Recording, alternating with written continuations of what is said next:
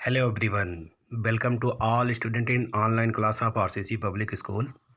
I am Anil Misra, present with new video for class 10th Physics, chapter Electricity. So now we start the chapter for Electricity. Electricity में जैसे सबसे first chapter का नाम आपका है electricity. तो what is electricity? Electricity it is the presence of flow of charge. किसी भी कंडक्टर में चार्ज की उपस्थिति होना या फ्लो ऑफ चार्ज होना कहलाता है इलेक्ट्रिसिटी. तो सबसे पहले हम यहाँ समझेंगे कि व्हाट इज़ चार्ज. चार्ज क्या चीज़ होता है. तो चार्ज के बारे में जैसा कि आपने देखा कि बहुत सारे ऐसे सब्सटेंस होते हैं कि उनको एक दूसरे से अगर रब कर दिया जाए तो उसके अंदर एक प्रॉपर्टी आ जाती है कि वो अपने से हल्के ऑब्जेक्ट को अपनी तरफ अट्रैक्ट करते हैं या रिपल करते हैं. तो इस फिनोमिना को, इस चीज़ का नाम हमने जो है चार्ज रखा. तो सबसे पहले देखते हैं कि चार्ज क्या है. तो it is the property of atom. Charge जो होता है वो क्या होता है, एटम की एक प्रॉपर्टी होता है. और इट मे बी पॉजिटिव और नेगेटिव. ये दो टाइप के होते हैं, पॉजिटिव चार्ज और नेगेटिव चार्ज. पॉजिटिव चार्ज को हम क्या करते हैं, प्लस सिंबल से रिप्रेजेंट करते हैं और नेगेटिव चार्ज को माइनस सिंबल से. Like charge repel each other and unlike charge attract each other. Like charge का मतलब ये हुआ कि जो सेम चार्जेज होते हैं वो एक दूसरे को रिपल करते हैं. जैसे प्लस चार्ज है और दूसरा भी प्लस चार्ज है तो वो एक दूसरे को दूर करेंगे, नहीं रिपल करेंगे. उनके बीच में जो फोर्स लगेगा रिपल्सन फोर्स होगा. और दो अगर अनलाइक चार्जेज है, यानी अगर एक पॉजिटिव चार्ज है दूसरा नेगेटिव चार्ज है, तो वो दोनों एक दूसरे को क्या करते हैं, अट्रैक्ट करते हैं. तो चार्ज की ये तीसरी प्रॉपर्टी है कि like charge repel each other and unlike charge attract to each other. And its SI unit is coulomb. Charge की जो एसआई यूनिट होती है वो कूलम होती है, उसको हम सी से रिप्रेजेंट करते हैं. और चार्ज को किससे रिप्रेजेंट करेंगे, क्यू से. तो क्यू रिप्रेजेंट करता है चार्ज को और सी, कैपिटल सी रिप्रेजेंट करता है उसके यूनिट को, चार्ज को. तो कुल मिला के हम यहाँ पे कह सकते हैं कि इलेक्ट्रिसिटी जो होता है it is the presence of flow of charge. किसी भी कंडक्टर में चार्ज का उपस्थिति होना या फ्लो ऑफ चार्ज होना कहलाता है इलेक्ट्रिसिटी. और चार्ज हमारे दो टाइप के होते हैं, positive charge and negative charge. SI unit charge की जो होती है वो कूलम होती है. अब हम चार्ज से रिलेटेड कुछ चीज़ों को देखते हैं कि चार्ज हमारा क्या होता है. जैसा कि हम जानते हैं कि कोई भी आइटम जो है वो तीन चीज़ों से मिलकर के बना होता है, इलेक्ट्रॉन, प्रोटॉन और न्यूट्रॉन. इलेक्ट्रॉन पे हमारा नेगेटिव चार्ज होता है, प्रोटॉन पे हमारा पॉजिटिव चार्ज होता है और न्यूट्रॉन पे कोई भी चार्ज नहीं होता है. तो हम ये जानते हैं कि अगर पूछा जाए कि चार्ज ऑन वन इलेक्ट्रॉन, एक इलेक्ट्रॉन पे कितने चार्ज होते हैं, तो एक इलेक्ट्रॉन पे जो चार्ज होते हैं वो हम इलेक्ट्रॉन को रिप्रेजेंट करते हैं ई से. We know that. तो E equal to 1.6 into 10⁻⁻19 coulomb. तो इतना कूलम चार्ज जो है वो एक इलेक्ट्रॉन पे होता है. अगर ये पूछा जाए कि एक प्रोटॉन पे कितना चार्ज होता है, तो सेम चार्ज होगा प्रोटॉन पे, लेकिन प्रोटॉन का जो चार्ज होता है उसका साइन क्या है, पॉजिटिव. तो प्रोटॉन पे चार्ज का जो हो जाएगा वो हो जाएगा प्लस 1.6 इंटू 10⁻⁻90 कूलम. तो ये क्लियर हुआ कि एक इलेक्ट्रॉन पे कितने चार्ज होते हैं, -1.6 इंटू 10⁻⁻90 कूलम. अब एनसीईआरटी में और कुछ क्वेश्चन में पूछे जाते हैं कि number of electron in one coulomb of charge. एक कूलम चार्ज में कितने नंबर ऑफ इलेक्ट्रॉन होते हैं. तो या आप इसको फाइंड आउट कर सकते हैं कि number of electron in one coulomb of charge is n equal to 6.25 into 10⁻⁻18 होता है. इसको हम किस तरीके से फाइंड आउट कर सकते हैं, जैसा कि एक फार्मूला है कि Q equal to n e, capital Q equal to n e, जहाँ Q हमारा क्या होता है, चार्ज होता है, और N हमारा क्या होता है, नंबर ऑफ इलेक्ट्रॉन होता है, और E हमारा क्या होता है, चार्ज ऑन वन इलेक्ट्रॉन होता है. तो इस फार्मूले से अगर हम फाइंड आउट करें कि number of electron in one coulomb of charge, तो then N equal to Q upon E. और Q की जो वैल्यू होती है वो आप रख सकते हैं. Q आपका कितना है, वन कूलम चार्ज, तो Q की जगह पे आप 1 रखेंगे और चार्ज के जगह पे आप लिख सकते हैं 1.6 इंटू 10⁻⁻19. और इसको जब आप डिवाइड करेंगे तो आपका ये आ जाएगा, number of electron in one coulomb charge N equal to 6.25 into 10⁻18. Okay right. तो ये क्वेश्चंस एनसीईआरटी में पूछे जाते हैं कि number of electron in one coulomb of charge, तो this is value equal to 6.25 into 10⁻18. And next तो next अगर हम बात करें इलेक्ट्रिसिटी की, तो इलेक्ट्रिसिटी को हम दो टाइप से डिवाइड कर सकते हैं। एक आपका होता है स्टैटिक इलेक्ट्रिसिटी और दूसरा होता है करंट इलेक्ट्रिसिटी। तो इसको भी हम थोड़ा समझते हैं कि what is static electricity and what is current electricity. तो स्टैटिक इलेक्ट्रिसिटी का मतलब ये होता है कि जिसमें चार्ज का मूवमेंट नहीं होता है, यानी चार्ज तो होता है लेकिन चार्ज मूव नहीं करता है। जैसा कि आप बाय एक्सपेरिमेंटल आप देखे होंगे कि अगर आप एक प्लास्टिक की स्केल को अपने हेयर से रब कर दें, तो आप देखते हैं कि वह प्लास्टिक का स्केल अपने छोटे छोटे तिनके जैसे कागज़ को अपनी तरफ अट्रैक्ट कर लेता है। इसका रीज़न ये है कि उस स्केल पे कुछ चार्ज प्रेजेंस हो जाता है, उसकी वजह से वो छोटे छोटे कागज़ या टुकड़े को अपनी तरफ अट्रैक्ट करता है। लेकिन उसमें क्या होता है कि जहाँ जिस स्केल के जिस पार्ट पे हम रब करते हैं उसी पे जो है चार्ज हो पाया जाता है। तो चार्ज का जो है फ्लो नहीं होता, पूरी स्केल में चार्ज का मूवमेंट नहीं होता है। तो चार्ज का जब मूवमेंट नहीं होता है तो हम इस टाइप की इलेक्ट्रिसिटी को स्टैटिक इलेक्ट्रिसिटी कहते हैं, जिसमें चार्ज का मूव एक पॉइंट से दूसरे पॉइंट तक नहीं होता है। इस टाइप को हम स्टैटिक इलेक्ट्रिसिटी कहते हैं। एंड सेकंड आपका होता है करंट इलेक्ट्रिसिटी। तो करंट इलेक्ट्रिसिटी का मतलब ये होता है कि अगर कोई मेटालिक वायर है जिसमें फ्री इलेक्ट्रॉन होते हैं, तो वो किसी एक स्पेसिफिक डायरेक्शन में क्या करते हैं, मूव करते हैं। तो जैसे हमारा कोई वायर है, उसमें जो इलेक्ट्रॉन है वो किसी न किसी स्पेसिफिक डायरेक्शन में मूवमेंट करते रहते हैं। तो इस टाइप के इलेक्ट्रिसिटी को हम करंट इलेक्ट्रिसिटी कहते हैं। ओके। तो electricity two types, static electricity and current electricity. Static electricity में चार्ज का फ्लो नहीं होता है, वो एक ही जगह पे बना रहता है, जबकि करंट इलेक्ट्रिसिटी में चार्ज का मूवमेंट होता रहता है। नेक्स्ट हम देखते हैं कि व्हाट इज करंट। तो करंट में जैसा कि आप जानते हैं कि अगर किसी भी मेटालिक वायर लेते हैं तो उसमें क्या होता है कि नंबर ऑफ़ फ्री इलेक्ट्रॉन होते हैं, और वो फ्री इलेक्ट्रॉन किसी न किसी डायरेक्शन में क्या करते हैं, स्पेसिफिक डायरेक्शन में मूव करते हैं। तो अगर कोई भी चार्ज का जो मूवमेंट होता है उसी को हम क्या बोलते हैं, करंट बोलते हैं। ओके। चार्ज का मूवमेंट अगर एक पॉइंट से दूसरे पॉइंट तक हो रहा है तो हम इसी को क्या बोलते हैं, करंट या इलेक्ट्रिक करंट बोलते हैं। तो हम इसको डिफाइन कर सकते हैं करंट को कि it is the flow of charge पर unit time is called current. तो करंट का मतलब हुआ कि फ्लो ऑफ चार्ज पर यूनिट टाइम। तो ये है, जैसा कि आप देख पा रहे हैं कि ये एक आपका मेटालिक कंडक्टर है और ये इसमें क्या है, नंबर ऑफ़ इलेक्ट्रॉन प्रेजेंस है। तो नंबर ऑफ़ इलेक्ट्रॉन्स जो है किसी स्पेसिफिक डायरेक्शन में मूव कर रहे हैं, तो इनके मूवमेंट को ही हम क्या बोलते हैं, इलेक्ट्रॉन मूव कर रहे हैं तो इलेक्ट्रॉन पे कौन सा चार्ज होता है, नेगेटिव चार्ज, यानी चार्ज मूव कर रहे हैं। तो यही कहा गया कि it is the flow of charge पर unit time is called current. Current को अगर हम मैथमेटिकली रिप्रेजेंट करना चाहें, एक्सप्रेस करना चाहें, तो लिख सकते हैं current equal to charge upon time. तो करंट को रिप्रेजेंट करते हैं कैपिटल आई से, तो capital I equal to charge को कैपिटल क्यू से, टाइम को स्मॉल टी से, तो then I equal to Q upon T. I equal to Q upon T. तो this is the mathematical expression for current. And SI unit of current is ampere. SI unit जो current की होती है वो क्या होता है, एम्पियर होता है, जिसको हम कैपिटल ए से रिप्रेजेंट करते हैं। अब एम्पियर की कुछ छोटी छोटी यूनिट भी होती है जो कि मैथमेटिकल में आप यूज करते हैं, जैसे मिली एम्पियर होता है।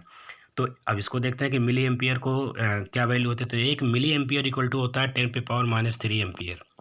एक मिली एम्पियर मीन्स होता है 10⁻³ एम्पियर, और रिप्रेजेंट करते हैं स्मॉल एम इंटू ए से। एंड 1 माइक्रो एम्पियर का मतलब होता है 10⁻⁶ एम्पियर, और इसको रिप्रेजेंट करते हैं म्यू ए से। This is micro ampere. और current is measure by ammeter. तो जैसा आप जानते हैं कि करंट को मेजर करने की जो डिवाइस का नाम है उसका नाम अमीटर था। Ammeter is a device of measuring the current. Okay. And next अब हम जानते हैं कि अमीटर क्या होता है। तो जैसा कि आप देख पा रहे हैं कि ये जो डिवाइस है ये अमीटर है, इसके थ्रू हम क्या करते हैं, इलेक्ट्रिक करंट को मेजर करते हैं। तो अमीटर के बारे में थोड़ी सी कुछ हम जानते हैं कि अमीटर की क्या प्रॉपर्टी होती है, कैसे होती है। तो अमीटर में it has low resistance. Resistance एक वर्ड है इलेक्ट्रिसिटी में जो बहुत इंपॉर्टेंट है। और जैसा कि अगर आप कुछ पहले से पढ़े होंगे तो जानते होंगे कि resistance is the property of material which can oppose the flow of charge या फ्लो ऑफ करंट। किसी भी मटेरियल का रेजिस्टेंस एक प्रॉपर्टी है जो इलेक्ट्रिक करंट को फ्लो होने का अपोज करता है, जिसे हम रेजिस्टेंस बोलते हैं। इसको हम और डिटेल्स आगे देखते हैं कि रेजिस्टेंस क्या होता है, कैसे डिफाइन करते हैं। तो देन एमीटर्स में क्या होता है, जो रेजिस्टेंस होता है वो क्या होता है, लो होता है। And second is it is always connected in series. Ammeter को जो हम हमेशा कनेक्ट करते हैं वो किस में करते हैं, सीरीज को। तो सबसे पहले हम देखते हैं कि अमीटर को रिप्रेजेंट कैसे करते हैं। अमीटर को रिप्रेजेंट करने के लिए हम क्या करते हैं कि अमीटर के लिए हम ए बनाते हैं और इसको इस तरीके से ब्रैकेट बनाते हैं और इसके दो वायर से इस तरीके से कनेक्ट करते हैं। अमीटर का एक साइड आपका होगा पॉजिटिव और दूसरा होगा नेगेटिव। अब अगर हमें इसे कनेक्ट करना है तो ये कनेक्ट कहाँ पे करेंगे, किसी भी सर्किट में हमेशा उसको सीरीज में कनेक्ट करते हैं। तो जैसा कि आप देख पा रहे हैं कि ये एक सर्किट है जिसमें एक बैटरी कनेक्ट है और इसमें एक की लगा हुआ है और इसमें मानते हैं कि एक बल्ब, ये कोई इलेक्ट्रिक अप्लायंस लगा हुआ है। अब हमें अमीटर को कनेक्ट करना है तो हमें कहाँ कनेक्ट करना है, ये जो डिवाइस है इसके ही सीरीज में कनेक्ट करेंगे। तो देन सीरीज में कनेक्ट करने का मतलब हम इसको यहाँ पे कनेक्ट करेंगे, यहाँ पे हम कनेक्ट करेंगे। तो यहाँ पे हमारा ए होगा और इसका पॉजिटिव साइन हम बैटरी के प्लस से जोड़ेंगे और इसके नेगेटिव को हम इसके नेगेटिव से ऐड करेंगे। तो अमीटर के पॉजिटिव को बैटरी के पॉजिटिव से और अमीटर के नेगेटिव को बैटरी के नेगेटिव से कनेक्ट करते हैं और हमेशा इसको इलेक्ट्रिक डिवाइस के सीरीज में कनेक्ट करते हैं। ये अमीटर की सर्किट में कनेक्ट करने के नियम है। एंड नेक्स्ट, अब एक चीज़ हम ये समझना चाहते हैं कि जैसे आप जो देख रहे हैं कि एक मेटालिक कंडक्टर है और मेटालिक कंडक्टर में फ्री ऑफ इलेक्ट्रॉन होते हैं जो कि स्पेसिफिक डायरेक्शन में मूव करते हैं। अगर हम देखें कि इसमें जितने भी इलेक्ट्रॉन हैं वो किसी एक स्पेसिफिक डायरेक्शन में मूव नहीं करते हैं। हर एक इंडिविजुअल इलेक्ट्रॉन रैंडम मूवमेंट करता है। कोई भी इलेक्ट्रॉन इस डायरेक्शन में मूव कर सकता है, कोई इस डायरेक्शन में मूव कर सकता है, कोई इस डायरेक्शन में मूव कर सकता है। कोई ज़रूरी नहीं है कि इलेक्ट्रॉन का एक स्पेसिफिक डायरेक्शन हो कि वो उसी डायरेक्शन में मूव करे। तो अगर ये एक स्पेसिफिक डायरेक्शन में करंट मूव नहीं करेंगे तो हमारा करंट नहीं बन पाएगा, क्योंकि जैसा आपने पढ़ा कि इलेक्ट्रिक करंट क्या होता है, electric current is the flow of charge पर यूनिट टाइम। तो एक डायरेक्शन में जो ये चार्ज मूव करते हैं और एक टाइम में, उसी को हम इलेक्ट्रिक करंट कहते हैं। तो हम इसमें क्या करेंगे कि एक डिफरेंस क्रिएट करेंगे जिससे इलेक्ट्रॉन एक स्पेसिफिक डायरेक्शन में मूव कर सके। हम क्या करेंगे, इस मेटालिक वायर में एक डिफरेंस क्रिएट करेंगे जिससे आपके जो इलेक्ट्रॉन है वो किसी एक स्पेसिफिक डायरेक्शन में मूव कर सकें। फॉर एग्जांपल, इसको हम एक एग्जांपल से समझते हैं कि जैसे कि हम मान लेते हैं कि एक बीकर लेते हैं, दो बीकर लेते हैं, दोनों को आपस में कनेक्ट करते हैं। हम मानते हैं कि एक बीकर आपका ये है ए और ये दूसरा बीकर आपका है बी। इसको एक पाइप से कनेक्ट कर देते हैं। अगर इसको पाइप में कनेक्ट कर देते हैं और इसमें अगर मान लेते हैं कि पानी का लेवल यहाँ तक फुल भरा हुआ है और इसमें भी पानी का लेवल यहाँ तक फुल भरा हुआ है, तो अब क्या बीकर ए से बीकर बी में वाटर का सप्लाई होगा? नहीं। अगर दोनों के लेवल बराबर हैं, इक्वल हैं, तो यहाँ पे ए से बी की तरफ या बी से ए की तरफ वाटर का सप्लाई नहीं होगा। तो सेम इसी कंडीशन को हम यहाँ पे समझते हैं कि इस डिवाइस में अगर दोनों तरफ डिफरेंसेस सेम है, दोनों तरफ नंबर ऑफ इलेक्ट्रॉन सेम है, तो कोई इलेक्ट्रॉन किसी एक दूसरे के तरफ डायरेक्शन में मूव क्यों करेगा?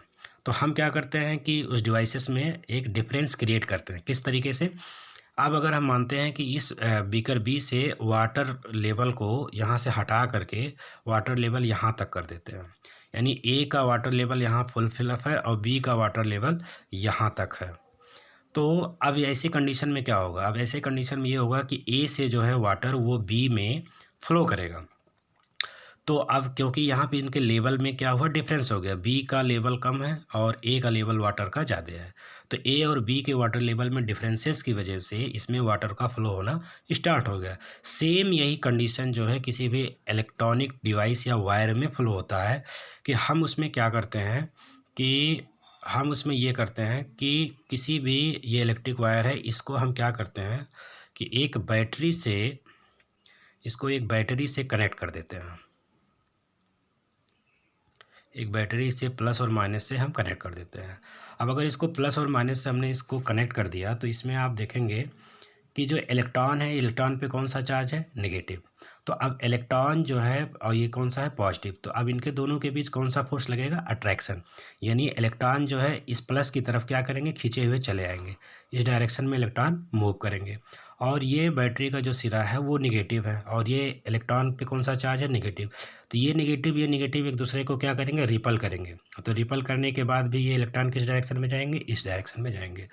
तो फाइनली हम ये देखते हैं कि अगर एक बैटरी को एक वायर से कनेक्ट करते हैं तो बैटरी क्या काम करती है कि बैटरी उनके दोनों एंड पॉइंट पे डिफरेंस क्रिएट करती है, और उस डिफरेंस क्रिएट करने की वजह से इलेक्ट्रॉन जो है प्लस की तरफ, बैटरी के प्लस टर्मिनल की तरफ मूव करना स्टार्ट कर देती है, और ये नेगेटिव चार्ज ये दोनों एक दूसरे को रिपल करते हैं। इस तरीके से इलेक्ट्रॉन का एक स्पेसिफिक डायरेक्शन में फ्लो होना स्टार्ट हो जाता है, जिसको हम क्या बोलते हैं, इलेक्ट्रिसिटी। और इस टाइप का जो हमने डिफरेंस क्रिएट किया, इसी डिफरेंस को हम बोलते हैं potential difference. We know that हम एक इलेक्ट्रिक वायर में बैटरी की मदद से दोनों टर्मिनल पे, दोनों एंड पे क्या करते हैं, एक डिफरेंस क्रिएट करते हैं, जिसकी वजह से हमारे उस वायर में प्रेजेंस जो इलेक्ट्रॉन होते हैं वो एक स्पेसिफिक डायरेक्शन में मूव करना स्टार्ट करते हैं, और इसी मोमेंट को इलेक्ट्रिसिटी बोलते हैं, फ्लो ऑफ चार्ज को, और ये डिफरेंस हमारा कहलाता है पोटेंशियल डिफरेंस। अब इसी पोटेंशियल डिफरेंस को हम एक नेक्स्ट पेज से थोड़ा सा समझते हैं कि what is the potential difference. तो जैसा कि अभी हमने आपको बताया कि वायर के बैटरी से कनेक्ट करने का मतलब उसके दोनों एंड टर्मिनल पे हमने डिफरेंस क्रिएट किया, जिससे उसके इलेक्ट्रॉन एक स्पेसिफिक डायरेक्शन में मूव करें, और इसी डिफरेंस को हम बोलते हैं पोटेंशियल डिफरेंस। तो फाइनली बैटरी जो है हमारा यहाँ पे कौन सा काम करती है, बैटरी हमारा इलेक्ट्रॉन के चार्ज को मूव करने के लिए वर्क करती है। बैटरी कौन सा काम करती है, बैटरी यहाँ पर इलेक्ट्रॉन या उसके चार्ज को मूव करने के लिए वर्क करती है। तो हम पोटेंशियल डिफरेंस को अगर डिफाइन करना चाहें तो किस तरीके से कर सकते हैं, पोटेंशियल डिफरेंस को हम रिप्रेजेंट करते हैं कैपिटल वी से, और इसको अगर डिफाइन करें तो work done to move a unit charge from one point to another point, यानी एक यूनिट चार्ज को एक पॉइंट से दूसरे पॉइंट तक ले जाने में जो काम करते हैं हम उसी वर्क को बोलते हैं पोटेंशियल डिफरेंस। अगर इसको मैथमेटिकली हम एक्सप्रेस करना चाहें तो पोटेंशियल डिफरेंस इक्वल टू होता है वर्क अपॉन चार्ज, या इसको पोटेंशियल डिफरेंस को हम रिप्रेजेंट करते हैं वी से, तो V equal to W upon Q. W आपका क्या है, एक यूनिट चार्ज को वन पॉइंट से दूसरे पॉइंट तक ले जाने में किया गया वर्क है, and Q is the charge, unit charge.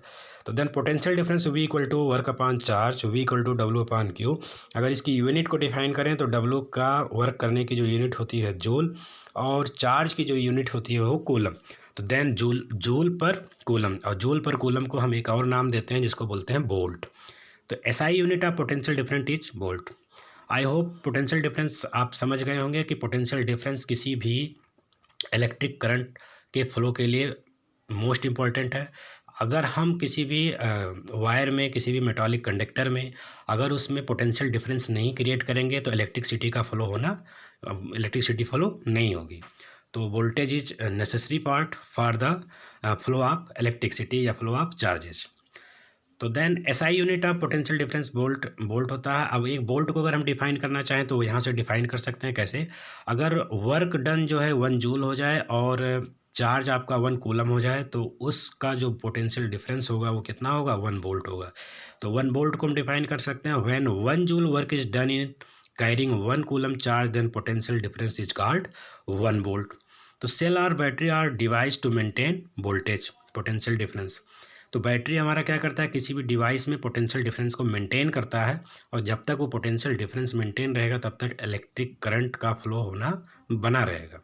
तो potential difference is measure by volt meter. Potential difference या वोल्टेज को मेजर करने के लिए भी एक डिवाइस है, उस डिवाइस का नाम है वोल्ट मीटर। तो volt meter is a device which is measure by which the help of volt meter measure by the potential difference. तो वोल्ट मीटर के लिए देख पा रहे हैं कि जैसा कि ये एक डिवाइस है और इसका नाम है वोल्ट मीटर, और वोल्ट मीटर की कुछ प्रॉपर्टी हम देखते हैं कि क्या इसकी प्रॉपर्टी होती है। तो सबसे पहले जैसा कि सिंबल आप देख रहे हैं कि वोल्ट मीटर में हम क्या करते हैं कि सेम उसी तरीके से रिप्रेजेंट करते हैं जैसा कि अमीटर को। इसमें क्या करते हैं, इसमें वी लिखते हैं, उसमें ए लिखते हैं, और इसका एक टर्मिनल पॉजिटिव और दूसरा आपका नेगेटिव होता है। तो इसमें it has high resistance. Ammeter में क्या होता है, लो रेजिस्टेंस।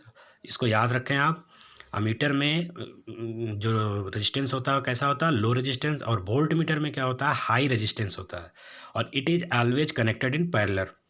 वोल्ट मीटर में जो भी हम वोल्ट मीटर को किसी सर्किट में कनेक्ट करते हैं तो उसको डिवाइस के इलेक्ट्रिकल अप्लायंस के पैरेलल में कनेक्ट करते हैं, और जबकि अमीटर को किस में करते थे, सीरीज में। तो पैरेलल में कैसे कनेक्ट करेंगे, देख जैसे फॉर एग्जांपल ये वोल्ट मीटर है, हम वोल्ट मीटर को, ये डिवाइस है, तो यहाँ पे हम क्या करेंगे, इस वोल्ट मीटर को इसके पैरेलल ऐड कर देंगे। ये आपका प्लस और ये आपका माइनस, इस 2 पॉइंट से हम इसको ऐड कर देते हैं। तो वोल्ट मीटर को हमेशा इसके पैरेलल डिवाइस के पैरेलल कनेक्ट कर सकते हैं, चाहे यहाँ पे चाहे यहाँ पे, इस तरीके से आप इसको कनेक्ट कर सकते हैं। एंड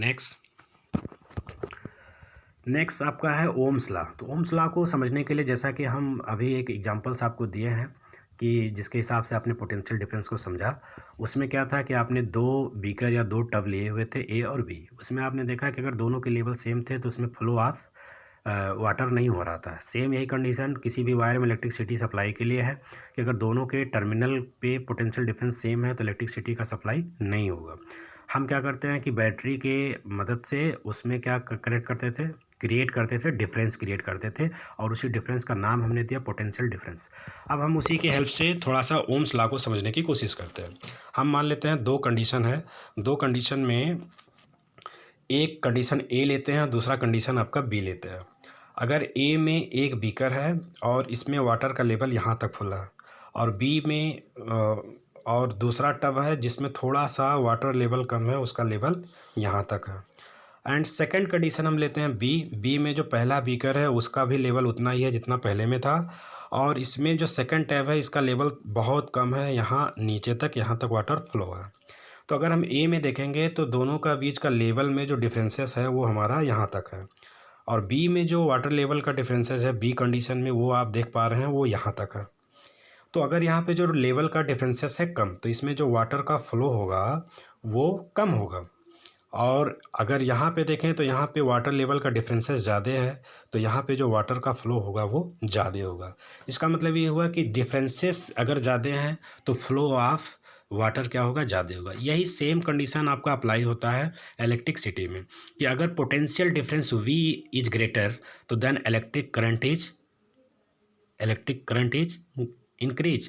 यानी अगर पोटेंशियल डिफरेंस वोल्टेज अगर आपका इंक्रीज करता है तो इलेक्ट्रिक करंट भी आपका क्या करेगा, इंक्रीज करेगा। जैसे जैसे पोटेंशियल डिफरेंस कम होगा वैसे वैसे इलेक्ट्रिक करंट भी क्या होगा, कम होगा। तो इन शॉर्ट हम कह सकते हैं कि potential difference V is directly proportional to the I। In short हम कह सकते हैं कि potential difference V is directly proportional to the I। Potential difference अगर बढ़ेगा तो करंट बढ़ेगा, पोटेंशियल डिफरेंस अगर घटेगा तो करंट भी घटेगा। अब इस प्रोपोर्शनल कांस्टेंट को एक हम कांस्टेंट दे सकते हैं, तो हम लिख सकते हैं V इक्वल टू RI। तो R हमारा क्या कहलाता है, यहाँ रेजिस्टेंस कहलाता है, और V आपका वोल्टेज I। तो ये एक रिलेशनशिप मिलता है, इसको ओम्स ने दिया इसलिए इसको हम क्या कहते हैं, ओम्स लॉ बोलते हैं। क्लियर, इसको हम बोलते हैं ओम्स लॉ। तो इसको हम अगले पेज से अगर डिफाइन करना चाहें कि ओम्स लॉ को अगर डिफिनेशन लिखना चाहें कि ओम्स लॉ क्या है तो किस तरीके से डिफाइन कर सकते हैं, तो हम देखते हैं Ohm's law, potential difference across 2 point of metallic conductor is directly proportional to current passing through the circuit provide its temperature remains constant. यानी पोटेंशियल डिफरेंस किसी भी मेटालिक वायर में जो होता है, अगर आपका ये वायर है, अगर यहाँ पे ये चीज़ आपका वायर है, तो इस वायर के बीच का जो पोटेंशियल डिफरेंस V है दोनों के पॉइंट का, वो हमेशा उसके I के क्या होगा, प्रोपोर्शनल होगा, या V equal to IR। R आपका क्या होता है, रेजिस्टेंस होता है। क्लियर, तो इसी को ले, बट इसमें एक कंडीशन है कि टेम्परेचर इसका क्या होना चाहिए, कांस्टेंट होना चाहिए। यानी ये जो वायर है इसका टेम्परेचर घटना या बढ़ना नहीं चाहिए, इसका टेम्परेचर क्या होना चाहिए, कांस्टेंट होगा। तो यानी कांस्टेंट टेम्परेचर पे किसी भी कंडक्टर का potential difference always directly proportional to the electric current, this is called Ohm's law. और अगर इसमें हम एक्स एक्सिस पे करंट I को लेते हैं और वाई एक्सिस पे वोल्टेज V को लेते हैं, तो अगर इनके बीच हम ग्राफ प्लॉट करते हैं तो ये ग्राफ हमेशा स्ट्रेट लाइन ही आती है। स्ट्रेट लाइन इसलिए आती है क्योंकि जैसे जैसे V बढ़ेगा वैसे I बढ़ेगा, जैसे I घटेगा वैसे V घटेगा। तो ये डायरेक्टली प्रोपोर्शनल होने के लिए इनके बीच में जो लाइनें आएंगी, ग्राफ आएगा, वो आपका स्ट्रेट लाइन होगा। कोई ज़रूरी नहीं है कि स्ट्रेट लाइन इस तरीके, कोई स्ट्रेट लाइन ऐसे भी हो सकता है, ऐसे भी हो सकता है। ओके, तो ओम्स लॉ में जो हम V और I के बीच ग्राफ खींचते हैं वो कैसी लाइन होती है, स्ट्रेट लाइन होती है। एंड नेक्स्ट जैसा कि आप देख पा रहे हैं कि resistance of conductor depend on this conductor. तो सबसे पहले एक चीज़ ये था आपका कि रेजिस्टेंस आपका क्या होता है। तो जैसा कि अगर आप रेजिस्टेंस को आप देख पा रहे हैं कि V इक्वल टू IR, तो देन R इक्वल टू आप लिख सकते हैं V अपॉन I। इसका मतलब ये हुआ कि अगर आर जो आपका क्या है, आई अगर कम होगा तो आर क्या होगा, बढ़ेगा। अगर आई ज़्यादा होगा तो आर आपका क्या होगा, कम होगा। तो हम ये कह सकते हैं कि रेजिस्टेंस जो है वोल्टेज और इलेक्ट्रिक करंट के रेशियो को हम रेजिस्टेंस बोलते हैं। या इन शॉर्ट जनरल वर्ड में डिफाइन कर सकते हैं कि resistance is the property of material which is oppose the flow of current, या which is the oppose the flow of charge. तो इलेक्ट्रिक करंट या चार्ज का जो अपोज करता है मटेरियल में, उसी को हम रेजिस्टेंस बोलते हैं। और इसकी यूनिट क्या होगी, वोल्ट अपान कूलम करेंगे तो इसकी यूनिट हो जाती है ओम। तो रेजिस्टेंस को हम मेजर करते हैं ओम में। Okay, then next, resistance of a conductor depend on these factor. आप जैसा कि रेजिस्टेंस के बारे में आप देखा है कि रेजिस्टेंस जो है किसी कंडक्टर पे किन किन बातों पे डिपेंड करता है। तो मोस्टली 4 चीज़ों पे डिपेंड करता है रेजिस्टेंस ऑफ कंडक्टर। फर्स्ट ये है directly proportional to the length of conductor. किसी भी कंडक्टर का लेंथ अगर ज़्यादा होगा तो उसका रेजिस्टेंस क्या होगा, ज़्यादा होगा। अगर किसी कंडक्टर का लेंथ कम होगा तो उसका रेजिस्टेंस भी क्या होगा, कम होगा। तो इसका मतलब ये हुआ कि किसी भी कंडक्टर का जो रेजिस्टेंस होता है उसके लेंथ के डायरेक्टली प्रोपोर्शनल होता है। And second is inversely proportional of the area of cross section. Conductor का जो क्रॉस सेक्शन एरिया होता है उसके क्या होता है, वो प्रोपोर्शनल होता है। जैसे कि ये कंडक्टर है और ये कंडक्टर का ये वायर है और ये वायर का जो थिकनेस है ये जो इस तरीके का, उसको हम क्रॉस सेक्शनल एरिया ए बोलते हैं। तो इसमें क्या होता है कि inversely proportional to the area of cross section, यानी रेजिस्टेंस जो होता है वो क्रॉस सेक्शन एरिया का इन्वर्सली प्रोपोर्शनल होता है। एंड थर्ड होता है नेचर ऑफ मटेरियल। और रेजिस्टेंस तीसरी चीज़ डिपेंड करता है कि अलग अलग मटेरियल के नेचर पे डिपेंड करता है कि सिल्वर का रेजिस्टेंस कुछ और है और जो है कार्बन कापर का कुछ और है, एलुमिनियम का कुछ और है। तो नेचर ऑफ मटेरियल पे भी रेजिस्टेंस आपका डिपेंड करता है। तो इसको हम डिटेल देखते हैं कि नहीं, R is directly proportional to the length of conductor and R is inversely proportional to the cross section of area. तो अगर हम इन दोनों लॉ को आपस में मिक्स करते हैं तो हम देखते हैं कि क्या बनता है। दोनों लॉ का अगर कंबाइन करते हैं तो then R proportional to L upon A. तो आप जानते हैं कि यहाँ प्रोपोर्शनल का एक कांस्टेंट दे सकते हैं, इस प्रोपोर्शनल को हम दे देते हैं कांस्टेंट रो। तो R equal to rho L upon A, R equal to rho upon L upon A. तो rho is the specific resistance, he is called resistivity. Rho एक स्पेसिफिक कांस्टेंट है जिसको हम रेजिस्टिविटी बोलते हैं। तो एक नया टर्म आपको यहाँ पे मिलता है रेजिस्टिविटी। और most important for electricity in chapter कि डिफाइन द रेजिस्टिविटी। सबसे ज़्यादा क्वेश्चन रेजिस्टिविटी के फार्मूले पे न्यूमेरिकल्स आते हैं और रेजिस्टिविटी का डिफिनेशन लिखने के लिए पूछा जाता है कि और रेजिस्टिविटी की यूनिट क्या होती है ये पूछा जाता है।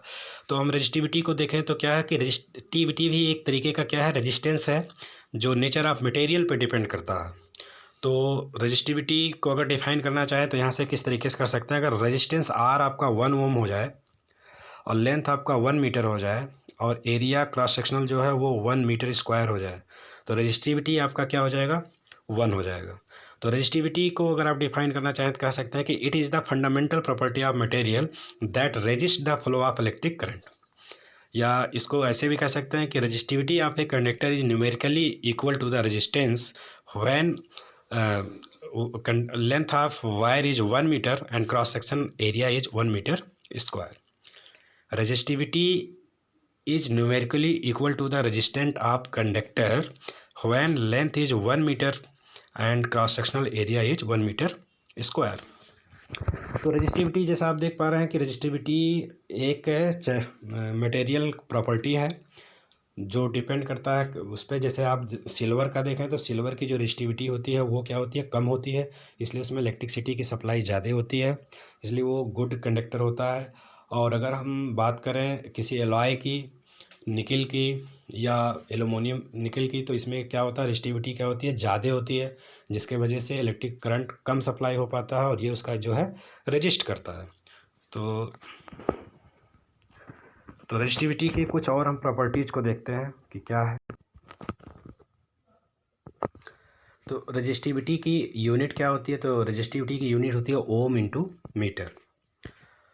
रेजिस्टिविटी की यूनिट होती है ओम इंटू मीटर। तो रेजिस्टिविटी की कुछ प्रॉपर्टी स्टडी करते हैं। जैसे लिखा है रेजिस्टिविटी इट इज़ कांस्टेंट। किसी भी कंडक्टर, किसी भी वायर की जो रेजिस्टिविटी होती है वो हमेशा कांस्टेंट होगा, ऐसा नहीं है। जैसे सिल्वर की रजिस्टिविटी होती है 1.6 इंटू 10⁻⁸ ओम इंटू मीटर। तो अब सिल्वर का वायर चाहे 1 मीटर का हो या 10 मीटर का हो या 100 मीटर का हो, उसका लेंथ कितना भी हो, उसकी जो रजिस्टिविटी होगी वो हमेशा कांस्टेंट होगी। ये समझ गए पॉइंट, कि किसी भी मटेरियल का रजिस्टिविटी जो है कांस्टेंट होता है। And range of resistivity of metal and alloy is 10⁻⁸ to 10⁻⁶ ohm metre. किसी भी मेटल या अलॉय का जो रजिस्टिविटी होता है वो 10⁻⁸ ओम मीटर से 10⁻⁶ ओम मीटर के बीच में होता है। आप जैसा इसमें इसकी रजिस्टिविटी क्या होगी, कम होगी। तो रजिस्टिविटी अगर कम होगी तो वो उसमें वो इलेक्ट्रिक करंट की सप्लाई क्या होगी, ज़्यादा होगी, करंट की सप्लाई ज़्यादा होगी, यानी वो गुड कंडक्टर होगा। And range of resistivity of non metal और insulator is 10⁻12 to 10⁻17 ohm meter. जो नॉन मेटल हैं यानी जो इंसुलेटर हैं जिसमें इलेक्ट्रिसिटी की सप्लाई नहीं हो पाती है, उसमें आप देखते हैं रजिस्टिविटी की जो मैग्नीट्यूड है वो 10⁻12 टू 10⁻17 ओम मीटर होता है, जो कि काफ़ी ज़्यादा है। रजिस्टिविटी बहुत ज़्यादा होने से उसमें इलेक्ट्रिसिटी की सप्लाई नहीं हो पाती, यानी फ्लो ऑफ चार्ज नहीं हो पाता। And third, copper and aluminium use to electrical transmission as they have low resistivity. जैसा कि कॉपर और एल्युमिनियम की वायर या इलेक्ट्रिकल डिवाइसेस ज़्यादा बनाए जाते हैं, क्योंकि इसका रीज़न ये है कि इसकी रजिस्टिविटी जो है काफ़ी लो होती है। सिल्वर की भी रजिस्टिविटी काफ़ी कम होती है और गुड कंडक्टर होता है, इसको भी यूज किया जा सकता है। Alloy use the electrical heating device as the resistivity is high, they do not burn rapidly.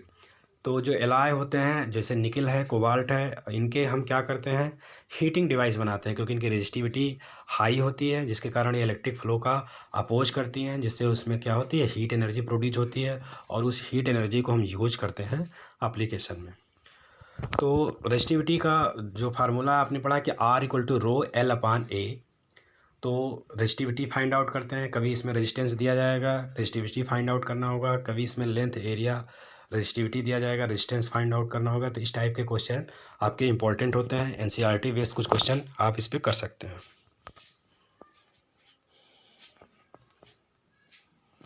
Next आपका है, a resistor is an electrical component that limit of regulate to electric current. अब हम देखते हैं रजिस्टर क्या होता है। Register एक क्या होता है कि इलेक्ट्रिकल कंपोनेंट है जो इलेक्ट्रिक करंट को मेंटेन या रेगुलेट करता है, या इसको दूसरे वर्ड में डिफाइन कर सकते हैं कि register is anything that electricity can travel through easily. एक रजिस्टर ऐसा होता है जो इलेक्ट्रिसिटी को आसानी से अपने में से पास होने नहीं देता, जिसको हम रजिस्टर बोलते हैं। जैसे कुछ एग्जाम्पल है, फ़ैन है, बल्ब है, टीवी है, इन सब में क्या होते हैं, आपके रजिस्टर्स जो होते हैं वो इलेक्ट्रिक सिटी को आसानी से पास नहीं होने देते हैं, जिससे वो इलेक्ट्रिक करंट के फ्लो को मेंटेन बनाए रखते हैं और आपकी डिवाइस प्रॉपर वर्क में काम कर पाती है।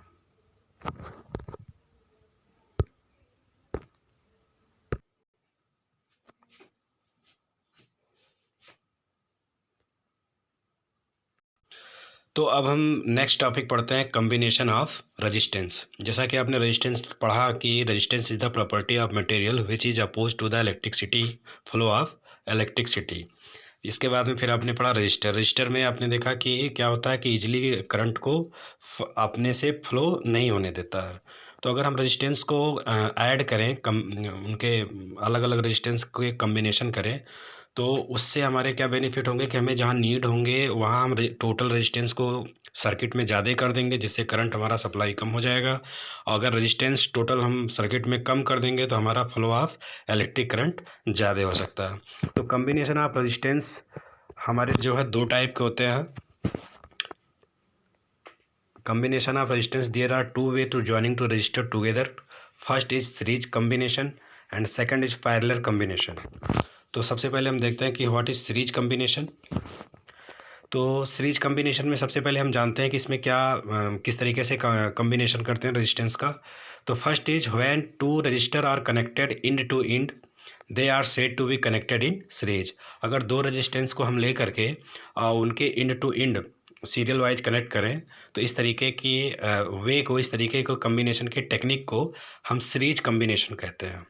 When a number of resistors connected in series are joined to the terminal of battery, then each resistance has different potential difference across its end which depend on the value of resistance, but the total potential difference across all the end of all resistor in series is equal. Resistance अगर हम series में resistance को add करते हैं तो उसमें क्या होता है कि हर एक रेजिस्टेंस का, हर एक इंडिविजुअल रेजिस्टेंस का अलग अलग पोटेंशियल डिफरेंस होगा, लेकिन टोटल जो बैटरी से कनेक्ट करते हैं सर्किट में जो टोटल वोल्टेज होता है वो उसी के सम के क्या होगा, बराबर होगा। कहने का मतलब ये है कि अलग अलग इंडिविजुअल जो रेजिस्टेंस हैं उनके पोटेंशियल डिफरेंस अलग अलग होंगे और वो सारे वैल्यू इक्वल होंगे जो आप बैटरी से कनेक्ट किए हैं उस वोल्टेज के बराबर। When a number of resistance are connected in series, then the same current flow through each resistance. अगर वो सीरीज में रेजिस्टेंस कम्बिनेशन है तो उसमें इलेक्ट्रिक करंट जो होंगे वो सेम इलेक्ट्रिक करंट फ्लो होंगे सारे रेजिस्टेंस में। That is clear. अगर रेजिस्टेंस सीरीज में जुड़े हैं तो उसमें वोल्टेज अलग अलग होंगे और वो टोटल बैटरी के वोल्टेज के बराबर होंगे, लेकिन जो इलेक्ट्रिक करंट फ्लो होगा वो सेम ही होगा सारे रेजिस्टेंस में। तो इसको देखते हैं किस तरीके से ऐड करते हैं हम। तो रेजिस्टेंस इन सीरीज में जैसा कि आप फिगर देख पा रहे हैं इसमें 3 रेजिस्टेंस हैं, R1, R2 एंड R3। और now suppose the potential difference across resistance R1 is V1 and R2 is V2 and R3 is V3. Let potential difference across battery be V, then total potential difference V equal to V1 plus V2 plus V3। जैसा कि battery के ही voltage से तीनों resistance add है तो R1 में different voltage होगा, R2 में डिफरेंट पोटेंशियल डिफरेंस होगा, R3 में डिफरेंट होगा। हमने मान लिया कि R1 में V1 वोल्टेज है, R2 के अक्रॉस V2 है और R3 रजिस्टर के अक्रॉस V3 है। तो टोटल वोल्टेज जो है बैटरी का वो कितना V है। तो then V equal to V1 plus V2 plus V3।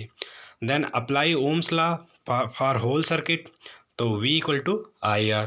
अगर apply Ohm's law to 3 resistor separately we get, तो अगर पहले रेजिस्टेंस R1 पे ओम्स लॉ अप्लाई करते हैं तो V1 equal to I into R1 and second resistor R2 पे Ohm's law apply करेंगे तो V equal to I into R2। I तो सब में सेम है बट रेजिस्टेंस डिफरेंट है एंड वोल्टेज अक्रॉस डिफरेंस है तो V2 equal to I into R2।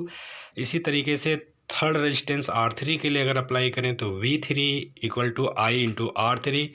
तो then substituting the value 2, 3, 4 and first equation से तो I R equal to I R1 plus I R2 plus I R3। अब इसमें आई सब में कॉमन है तो हम इसमें आई कॉमन कर सकते हैं तो I R equal to I R1 plus R2 plus R3। Then I is cancel from both side, then R equal to R1 plus R2 plus R3। Therefore, we conclude that sum total resistance in series resistance connection in equal to the sum of all resistance. Okay, अगर हम series combination में resistance को add करते हैं तो उस circuit का total resistance उन इंडिविजुअल रेजिस्टेंस के सम के बराबर होगा। That means R equal to R1 plus R2 plus R3 is the total resistance of circuit in series combination. Okay, तो नेक्स्ट आपका जो मेथड है कम्बिनेशन का वो है रेजिस्टेंस इन पैरेलल। तो रेजिस्टेंस इन पैरेलल मेथड में हम देखते हैं कि इसमें क्या चीज़ें हैं। सबसे पहले when two resistor are connected between the same point they are said to connected in parallel. अगर एक रजिस्टर के 2 पॉइंट जिससे ऐड हैं अगर उसी पॉइंट से हम रजिस्टर को कनेक्ट करते जाते हैं तो ये हमारा टेक्निक कहलाता है, ये हमारा मेथड होता है resistance in parallel. When 2 resistor are connected between the same point से कनेक्ट करते जाएं, they are said to connected in parallel. When a number of resistance are connected in parallel, अगर पैरेलल में रेजिस्टेंस आपके connected हों तो then the potential difference across each resistance is same which is equal to the voltage of battery applied. अगर parallel में resistor आपके combine हैं तो उसमें क्या होता है कि पोटेंशियल डिफरेंस वही होंगे जो बैटरी का पोटेंशियल डिफरेंस वोल्टेज अप्लाई आप करते हैं, यानी voltage is same but different amount of current flow through each resistance. लेकिन हर एक रेजिस्टेंस से इलेक्ट्रिक करंट की जो सप्लाई होगी, फ्लो होगा, वो अलग अलग अमाउंट में होगा बिकॉज करंट के जाने के डायरेक्शंस कई उसमें इंडिविजुअल चेंज हो गए। But the current flowing through each parallel resistance taken it together is equal to current flowing in circuit as whole. तो टोटल जो करंट उस सर्किट में फ्लो होगा वो इंडिविजुअल रेजिस्टेंस के थ्रू जितने अमाउंट ऑफ करंट होंगे उनके उनके सम के बराबर होगा, यानी टोटल करंट उसके बराबर होगा। तो इसमें देखते हैं किस तरीके से आप ऐड करते हैं। जैसा कि आप फिगर में देख पा रहे हैं कि एक ही पॉइंट से 3 रेजिस्टेंस को ऐड किया गया। तो ये कौन सा सीरीज है, कौन सा कम्बिनेशन है, पैरेलल। यहाँ पे देख पा रहे हैं कि R1 R2 R3 को एक ही इंड पॉइंट के 2 इंड पॉइंट के बीच में ऐड कर दिया गया है। तो ये मेथड कम्बिनेशन का कहलाता है पैरेलल मेथड। अब इसमें हम मानते हैं कि बैटरी का जो आप बैटरी जुड़ा हुआ है उसका वोल्टेज कितना है, V, और वहाँ से एक आपका इलेक्ट्रिक करंट I फ्लो हो रहा है। वो जैसे ही फर्स्ट टर्मिनल नोड पे पहुंचता है, वहाँ से करंट आपका क्या होगा, अलग अलग रेजिस्टेंस के थ्रू अलग अलग current amount of current flow होगा। R1 के अकॉर्डिंग हमने मान लिया कि इलेक्ट्रिक करंट जो फ्लो हो रहा है वो कितना हो रहा है, I1। The figure show 3 resistance R1 R2 R3 connected in series, connected in parallel. Now suppose current across resistance R1 is I1, R2 is I2 and R3 is I3. Let the total current in the circuit be then I equal to I1 plus I2 plus I3. अगर पूरी circuit के लिए हम फिर ohms law apply करते हैं तो ohms law के हिसाब से I equal to V upon R. अब इंडिविजुअल अलग अलग रेजिस्टेंस के लिए करंट की वैल्यू अमाउंट करें तो I1 equal to V upon R1, I2 equal to V upon R2, I3 equal to V upon R3। अब इसको अगर हम टोटल करंट फर्स्ट इक्वेशन में पुट करें I equal to I1 plus I2 plus I3 में, तो then we find out that V upon R equal to V upon R1 plus V upon R2 plus V upon R3। Then V upon R equal to V is the common, then 1 upon R1 plus 1 upon R2 plus 1 upon R3। अब यहाँ पे V same है, both side से cancel हो जाएंगे, तो 1 upon R equal to 1 upon R1 plus 1 upon R2 plus R3। तो therefore we conclude that the sum total resistance in the parallel resistance connected is equal to the sum of reciprocal of all the resistance. तो इस तरीके से इसमें जो total resistance parallel में circuit का होता है वो इंडिविजुअल रेजिस्टेंस के रेसिप्रोकल के सम के बराबर होता है। तो finally we find out that कि इन सीरीज में टोटल रेजिस्टेंस सर्किट का R equal to R1 plus R2 plus R3 and parallel में total resistance 1 upon R equal to 1 upon R1 plus 1 upon R2 plus 1 upon R3। तो इस तरीके से इसमें add हो जाता है। अब जैसा कि आप देख पा रहे हैं कि बैटरी से जब कनेक्ट होता है तो हमारा प्लस टर्मिनल की तरफ से हमारा जो है करंट क्या होता है, फ्लो होता है। अब करंट जैसे इस नोड पे आएगा पैरेलल में, वो इसके थ्रू अमाउंट ऑफ डिवाइड हो जाएगा। यहाँ हमने R1 में मान लिया था I1, यहाँ पे मान लिया था I2, यहाँ पे मान लिया था I3, और फिर ये तीनों कंबाइन होकर सर्किट में ओवरऑल I करंट फ्लो होगा। तो then I equal to I1 plus I2 I plus I3। तो फाइनली आपका जो रिजल्ट यहाँ पे कंक्लूड होके आता है वो 1 upon R equal to 1 upon R1 plus 1 upon R2 plus 1 upon R3। अब हम इसके कुछ एडवांटेज देखते हैं कि सीरीज के क्या एडवांटेज हैं और पैरेलल के क्या एडवांटेज हैं, डिसएडवांटेज हैं।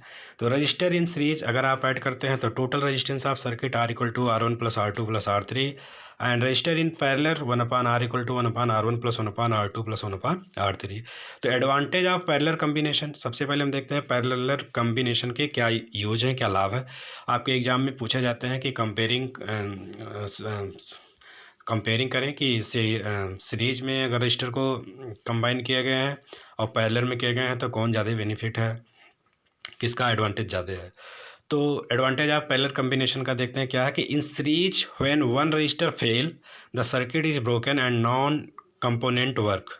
सीरीज में ये होता है कि अगर उसमें कोई एक रजिस्टर आपका फेल हो जाए या शॉर्ट कर जाए तो पूरी सर्किट आपकी ब्रोकन हो जाती है, यानी उसमें कोई भी कंपोनेंट इंडिविजुअल काम नहीं कर सकता है या करंट की सप्लाई रुक जाती है।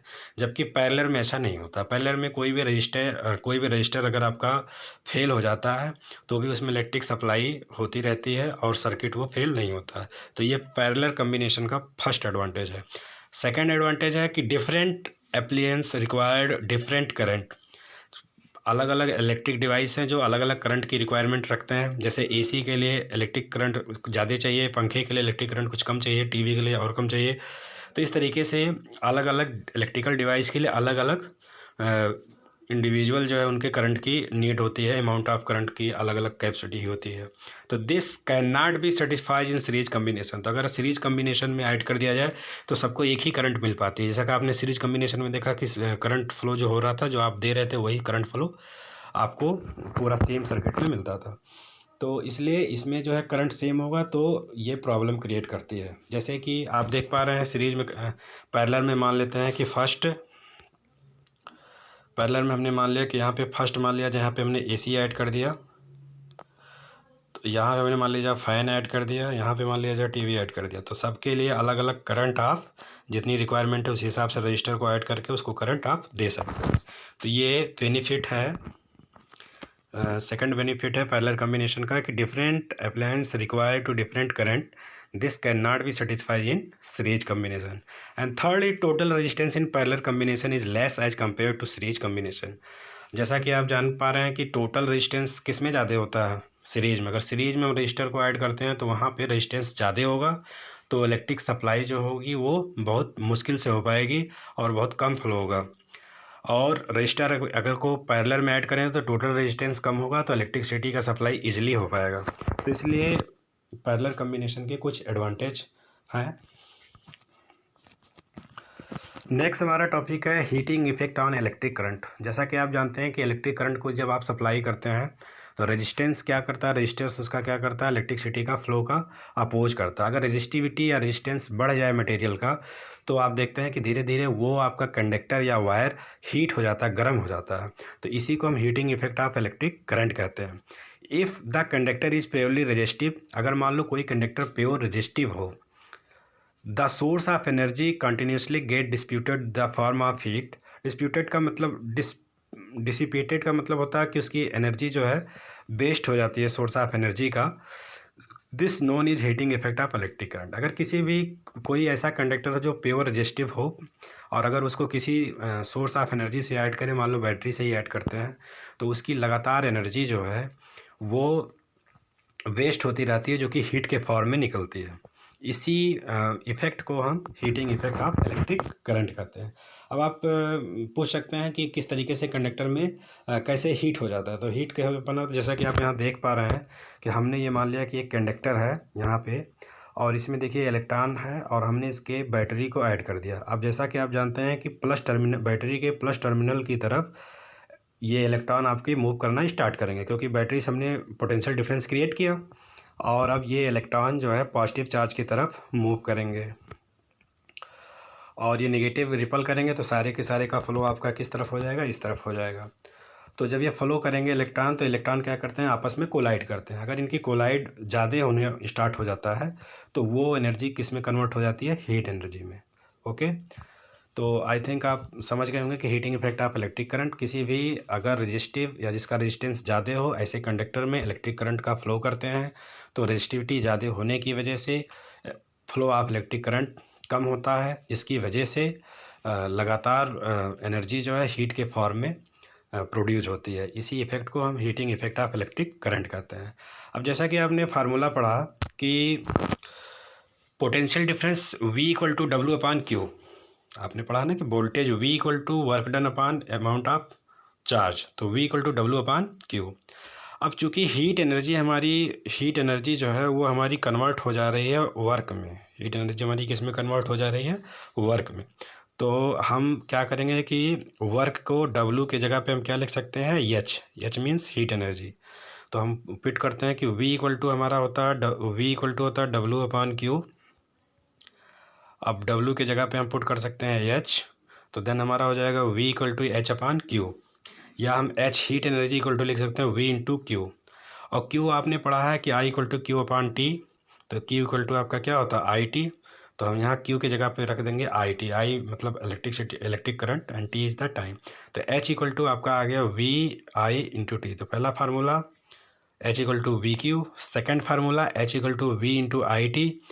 अब ओम्स लॉ के हिसाब से आपने पढ़ा कि V equal to IR, V equal to IR अगर हम पुट करें तो V के जगह पे हो जाएगा IR into I into T, तो then H equal to I square R into T. This is your third formula. तो इस तरीके से ये फार्मूले काफ़ी इंपॉर्टेंट है न्यूमेरिकल क्वेश्चन करने के लिए। तो पहला हीटिंग एनर्जी का अगर आप कैलकुलेट करना चाहें कि किसी भी कंडक्टर में कितनी हीटिंग एनर्जी प्रोड्यूस हो रही है, तो H इक्वल टू VQ या H equal to VI into T या H equal to I square R into T. तो अब हम देखते हैं किसी को actually Joule's law of heating भी बोलते हैं, H=I²R/T जो आपका ये इफेक्ट आता है, ये इसी को जूल्स लॉ ऑफ हीटिंग कहते हैं। तो heat produce in resistors, Joule's ने क्या इस रूल के हिसाब से क्या कहा कि हीट एनर्जी 3 चीज़ों पे डिपेंड करती है। एक तो इलेक्ट्रिक करंट के क्या होगा, स्क्वायर के डायरेक्टली प्रोपोर्शनल होगा। दूसरा रेजिस्टेंस के, कंडक्टर के रेजिस्टेंस के डायरेक्टली प्रोपोर्शनल होगा, और उसके टाइम के डायरेक्टली प्रोपोर्शनल होगा। तो heat produce in register is first directly proportional to the square of current, and second directly proportional to the resistance for a given current, and third directly proportional to the time for which the current flow through the register. इसको Joules ने दिया, इसलिए इसको joules law of heating बोलते हैं। Next देखते हैं application of heating effect of electric current. जैसा कि आप जानते हैं कि इलेक्ट्रिक करंट का जो इफेक्ट है हीटिंग का, इसको हम क्या करते हैं, यूज करते हैं। इसके अलग अलग एप्लीकेशन, इसके अलग अलग डिवाइस बना करके हम यूज करते हैं। जैसे फर्स्ट देखते हैं, heating is desirable is device. Suppose करिए कि अगर हीटिंग की रिक्वायरमेंट हो, ऐसी हमें डिवाइस बनाना हो, तो हमारा हीटिंग इफेक्ट एक इम्पॉर्टेंट रोल प्ले करता है। तो इसके लिए देखिए, जैसे like heaters, electric iron, electric fuse. Heater आप जानते हैं कि यूज करते हैं उसकी हीट एनर्जी को, तो हम क्या करेंगे, उसके रजिस्टिविटी या रेजिस्टेंस को उसमें बढ़ा देंगे, या उसके ऐसे मटेरियल को यूज करेंगे जो ज़्यादा इलेक्ट्रिक रेजिस्टिव हो। तो उसमें क्या होगी कि उसकी लगातार जो एनर्जी है वो किस में कन्वर्ट होती रहेगी, हीट एनर्जी। तो उस हीट एनर्जी को हम यूज करते हैं खाना बनाने में, इस चीज़ में हीटर का। ऐसे इलेक्ट्रिक आयरन का आप यूज करते हैं कपड़े के लिए। एंड इलेक्ट्रिक फ्यूज भी घरों के सर्किट में लगा दिया जाता है, जिसका मेल्टिंग पॉइंट बहुत कम होता है। जब इलेक्ट्रिसिटी सडन ज़्यादा आ जाती है तो ओवरलोडिंग की वजह से क्या होता है कि वो मेल्ट कर जाता है, जिससे सर्किट क्या होती है आपकी, उस फ्यूज़ की वजह से सर्किट शॉर्ट हो जाती है, और आपके घरों के जितने अलग अलग डिवाइस उससे जुड़े होते हैं वो सेफ मोड में बने रहते हैं। तो ये इलेक्ट्रिक फ्यूज का यूज करते हैं। Second, heating is undesirable is device like. कुछ डिवाइस ऐसे होते हैं जहाँ हीटिंग हमारे लिए क्या करता है, हीटिंग इफेक्ट जो है वो हमारे लिए नुकसान करता है, लेकिन फिर भी हम उस इलेक्ट्रिक करंट फ्लो होने की वजह से हम अनडिजायरेबल डिवाइस के रूप में उसको यूज करते हैं। जैसे कि कंप्यूटर में अगर हीट हो जाता है तो आप जानते हैं कंप्यूटर धीरे धीरे हैंग करने लगता है। रेफ्रिजरेटर में हमें इसकी एडवांटेज नहीं है, लेकिन फिर भी कुछ ना कुछ हीटिंग इफेक्ट रहते हैं। इसके बाद हम बात करते हैं अबाउट इलेक्ट्रिक बल्ब। आप जैसे जानते हैं कि इलेक्ट्रिक बल्ब भी एक तरीके का हीटिंग इफेक्ट है इलेक्ट्रिक करंट का। इलेक्ट्रिक बल्ब जो है वो इलेक्ट्रिक करंट के हीटिंग इफेक्ट पे ही बनाया गया है। अब इलेक्ट्रिक बल्ब के कुछ कंस्ट्रक्शन के बारे में जानते हैं। जैसे इलेक्ट्रिक बल्ब के अंदर एक फिलामेंट होता है जो किसका होता है, टंगस्टन का होता है। टंगस्टन के इसलिए बनाया जाता है क्योंकि टंगस्टन का मेल्टिंग पॉइंट काफ़ी ज़्यादा होता है, लगभग 3380 डिग्री सेल्सियस होता है। तो हम क्या करते हैं कि जब टंगस्टन में लगातार एनर्जी, सोर्स ऑफ एनर्जी को ऐड करते हैं, तो उसमें हीटिंग इफेक्ट की वजह से क्या होता है कि उसमें लाइट बल्ब में फ्लो करती है, और उसमें कुछ गैसेज भी भरे होते हैं, नाइट्रोजन और argon gases, non reactive gases भरे होते हैं। तो इस तरीके से उसकी जो हीट एनर्जी निकलती है वो लाइट के वे में चेंज हो जाती है, वो हमें दिखाई पड़ती है। नेक्स्ट आपका इलेक्ट्रिक फ्यूज के बारे में ऑलरेडी भी हमने बताया कि इलेक्ट्रिक फ्यूज क्या है, कि it is a device which protect circuit and appliance by the stopping flow of electric current in case of short circuit और ओवरलोडिंग। इलेक्ट्रिक फ्यूज एक डिवाइस है जो कि प्रोटेक्ट करता है आपके घरों के सर्किट का और आपके इलेक्ट्रॉनिक डिवाइसेस का। जैसे कि जब कोई ओवरलोडिंग इलेक्ट्रिक करंट आती है, तो उन केस में क्या होता है कि वो सर्किट को शॉर्ट कर देता है, और शॉर्ट करने की वजह से आपके घरों में लाइट का सप्लाई नहीं हो पाता है डिवाइसेस में, जिससे आपके डिवाइसेस सेफ हो जाते हैं। इसके कुछ मेजर पॉइंट हम पढ़ते हैं। क्या है कि it always connected in series. ये हमेशा जो है सीरीज में कनेक्टेड किए जाते हैं। इलेक्ट्रिक फ्यूज जहाँ भी सर्किट में ऐड किए जाते हैं वो किस कम्बिनेशन में ऐड किए जाते हैं, series, very important. And it has low melting point, और लो मेल्टिंग पॉइंट होगा ताकि जो है आसानी से हीट एनर्जी ज़्यादा हो और वो जो है मेल्ट कर जाए, सर्किट को शॉर्ट कर दे। And it is like wire made of the metal और alloys like tin, copper, aluminium, इसी सब के जो है इलेक्ट्रिक फ्यूज बनाया जाता है। Next is very important topic, electric power. What is electric power? तो electric energy consumed per unit time in an electric circuit is called electric power. जो इलेक्ट्रिक एनर्जी जितने टाइम हम कंज्यूम करते हैं उसको हम क्या कहते हैं, इलेक्ट्रिक पावर कहते हैं। इसकी एसआई यूनिट क्या होती है, वाट होता है। अगर हम इलेक्ट्रिक पावर को इलेक्ट्रिक पावर को P से डिनोट करें तो we know that P equal to consume energy upon time, तो P equal to E upon T. Okay, E is your consume energy, T is time, P is electric power. अब चूंकि हमारा जो electric power है वो heat energy के क्या होगा, बराबर होगा. इलेक्ट्रिक पावर जो आपका होगा वो सॉरी जो कंज्यूम एनर्जी है वो एक तरीके किसके बराबर होगा, हीट एनर्जी के बराबर होगा. और हीट एनर्जी के आपने 3 फार्मूले पढ़े, H equal to V I T, H equal to I square R into T. And अगर आप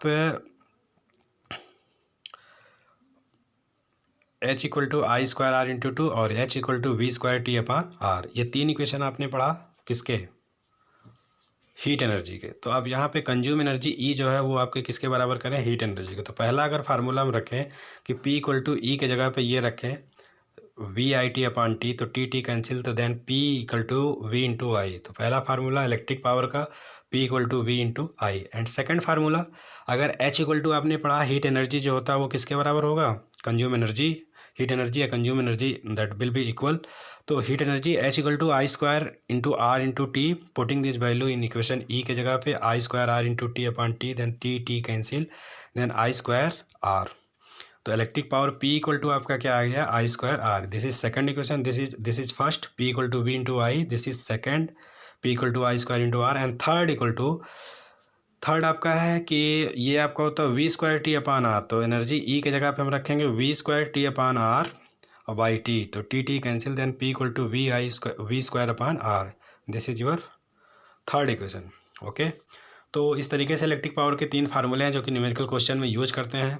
ये आपको पहला जानना होगा. 3 क्या 4 हो गए आपका, एक फर्स्ट ये है, तो ये सेकंड आपका, ये थर्ड आपका, ये फोर आपका. तो first P equal to E upon T, second आपका P equal to V I T upon T, T cancel, then P equal to V I, and third is P equal to I square R, and third equal to fourth equal to P equal to V square upon R. तो electric power के 4 फार्मूले, P equal to E upon T is the basic, P equal to V I, P equal to I square into R and P equal to V square upon R. ये आप इसको note कर लें अच्छी तरीके से, इस पर न्यूमेरिकल क्वेश्चंस पूछे जाते हैं. And next, commercial use of electric energy.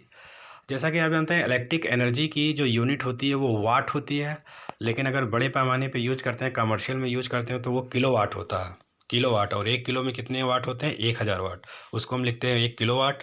और अगर यही एनर्जी पर आवर के हिसाब से लिखा जाए, यानी 1 kWh, 1 kilo watt, 1 kilo watt per hour is electric, यानी commercial unit of electrical energy is 1 kilo watt hour. और 1 kilo watt hour equal to होता है 3.6 into 10⁻6 joule. 1 kilo watt equal to होता है 3.6 into 10⁻6 joule. This is very important, numerical question में इसको convert कर सकते हैं.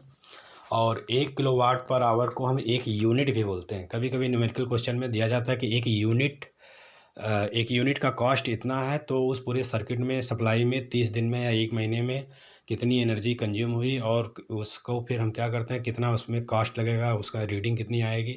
तो इस तरीके से एक यूनिट का मतलब 1 किलो वाट आवर में चेंज करेंगे, फिर इसके बाद में जो एक यूनिट का प्राइस दिया रहेगा उससे मल्टीप्लाई करेंगे. इस तरीके से हम कैलकुलेट करते हैं.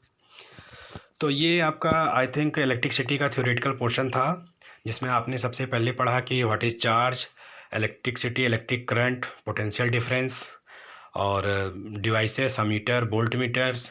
इसके बाद में फिर आपने पढ़ा कि रेजिस्टेंस, फिर रेजिस्टिविटी, फिर affecting factor of resistance, and combination of resistance, series, parallel, and electric power, and heating effect on electric current, Joule's heatings law, and commercial unit of ये इलेक्ट्रिक पावर. ओके, तो